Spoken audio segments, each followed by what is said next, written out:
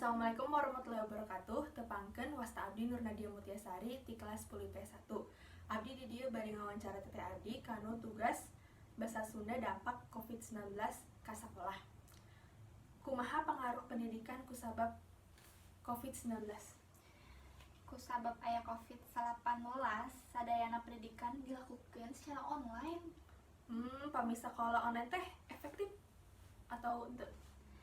Kirang efektif neng, sabab murid henteu kaengkeun langsung ti guru. Pami sakola online naon wae anu kedah diperhatikeun?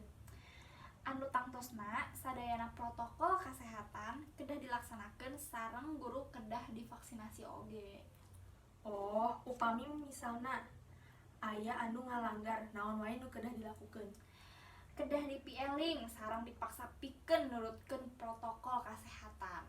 Oh, upami zona sakola beureum, nah sekolah teh kedah dieureunkeun.